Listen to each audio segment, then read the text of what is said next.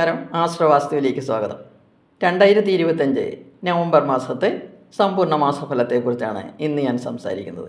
ആദ്യമായി ഗ്രഹനിലയിലേക്ക് കടക്കാം. സൂര്യൻ നവംബർ മാസത്തിൽ തുലാം, വൃശ്ചികം എന്നീ രാശികളിലൂടെയാണ് സഞ്ചരിക്കുന്നത്. നവംബർ 16 വരെ തുലാം രാശിയിലും 17 മുതൽ 30 വരെ വൃശ്ചികം രാശിയിലുമായി നിൽക്കുന്നു. കുജൻ ഒക്ടോബർ 27 വൃശ്ചികത്തിലേക്ക് സഞ്ചരിച്ചു. ഡിസംബർ 6 വരെ അവിടെ സ്ഥിതി ചെയ്യും. ബുധൻ ഒക്ടോബർ 24 വൃശ്ചികത്തിലേക്ക് രാശി മാറി. വ്യാഴം ഒക്ടോബർ 18 കർക്കിടകത്തിലേക്ക് രാശി മാറി. ഡിസംബർ 5 തിരികെ മിഥുനത്തിലേക്ക് രാശിമാറ്റം നടത്തും. ശുക്രൻ നവംബർ 25 വരെ തുലാം രാശിയിലും ശേഷം വൃശ്ചികത്തിലും സ്ഥിതി ചെയ്യും. കേതു ചിങ്ങത്തിലും രാഹു കുംഭത്തിലുമായി സ്ഥിതി ചെയ്യുന്നു. മുകളിൽ പറഞ്ഞ ഗ്രഹങ്ങളുടെ സഞ്ചാരം അനുസരിച്ചാണ് ഞാൻ ഫലം പറയുന്നത്. മിഥുനൻ രാശിയുടെ ഫലങ്ങളെക്കുറിച്ചാണ് ഇന്ന് ഞാൻ സംസാരിക്കുന്നത്.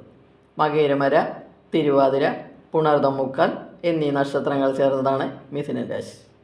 മിഥുനൻ രാശിയുടെ 5, 6 എന്നീ ഭാവങ്ങളിലൂടെയാണ് സൂര്യൻ നവംബർ മാസത്തിൽ സഞ്ചരിക്കുന്നത്. സൂര്യൻ മിഥുനൻ രാശിയുടെ 3ാം ഭാവാധിപൻ കൂടിയാണ്. സൂര്യൻ്റെ ഈ സഞ്ചാരം മാസത്തിൻ്റെ ആദ്യ പകുതിയിൽ അത്ര അനുകൂല ഫലങ്ങൾ നൽകുന്നില്ല എങ്കിലും 2ാം പകുതിയിൽ നല്ല ഫലങ്ങൾ നൽകുന്നു. നടക്കാതിരുന്ന പല കാര്യങ്ങളും നടക്കും.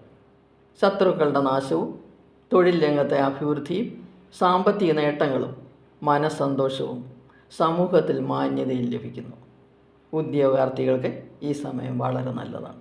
10ാം ഭാവാധിപനായ വ്യാഴം ഒക്ടോബർ 18 വരെ ജന്മരാശിയിലും ശേഷം ഉച്ചസ്ഥനായി ധനസ്ഥാനമായ കർക്കിടകത്തിലും സഞ്ചരിക്കുന്നു.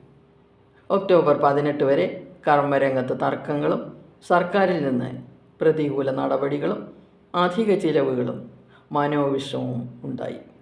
എന്നാൽ ഒക്ടോബർ 18 ശേഷം എല്ലാ പ്രശ്നങ്ങളും തീരുമാനത്തിലെത്തുകയും മനസ്സുഖവും സന്തോഷവും ലഭിക്കുകയും തൊഴിൽ രംഗത്ത് നിന്ന് വരുമാനം വർദ്ധിക്കുകയും സ്ഥാപനം പ്രശസ്തിയിലേക്ക് ഉയരുകയും ചെയ്യും. ഉദ്യോഗസ്ഥർക്ക് പ്രതീക്ഷിച്ചിരുന്ന പ്രമോഷനുകൾ ലഭിക്കും. ബാങ്ക് ബാലൻസ് ഉണ്ടാകും. നല്ല സംസാരത്തിൻ്റെ ഉടമകളാകും. വ്യാഴം 7ാം ഭാവാധിപൻ കൂടിയായതിനാൽ ബിസിനസ്സുകാർക്കും വളരെ അനുകൂല ഫലങ്ങളാണ് ലഭിക്കുന്നത്. 6ാം ഭാവത്തിൽ നിൽക്കുന്ന ചൊവ്വയും 5ൽ നിൽക്കുന്ന ശുക്രനും ബിസിനസ് രംഗം വളരെ പുരോഗമിപ്പിക്കും. അപ്രതീക്ഷിതമായ നേട്ടങ്ങൾ ഇവർക്ക് ലഭിക്കും.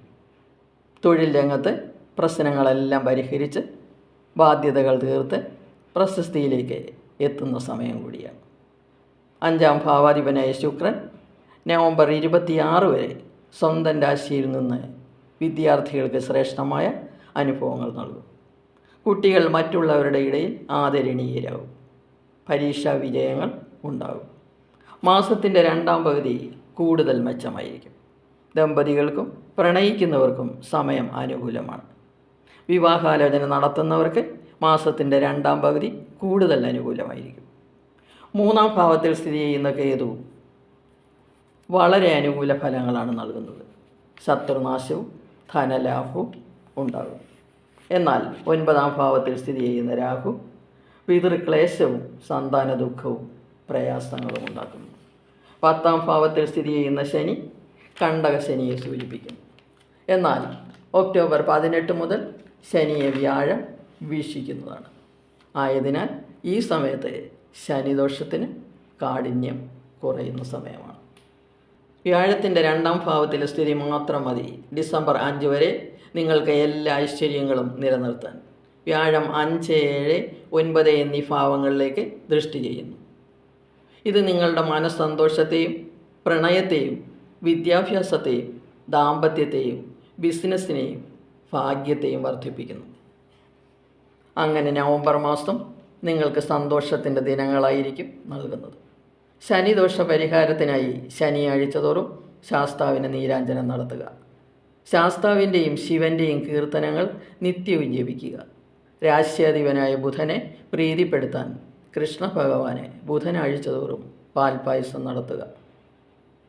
നവഗ്രഹ ക്ഷേത്രത്തിൽ ദർശനം കൂടി നടത്തിയാൽ എല്ലാ പ്രയാസങ്ങളും ഒഴിഞ്ഞുപോകും. എല്ലാവർക്കും നന്മകൾ നേർന്നുകൊണ്ട് നിർത്തുന്നു. ഇനി അടുത്ത വീഡിയോയുമായി വരാം. വീഡിയോ ഇഷ്ടപ്പെട്ടെങ്കിൽ സബ്സ്ക്രൈബ് ചെയ്യുക. സംശയങ്ങൾക്ക് വാട്സപ്പ് നമ്പറിൽ ബന്ധപ്പെടുക.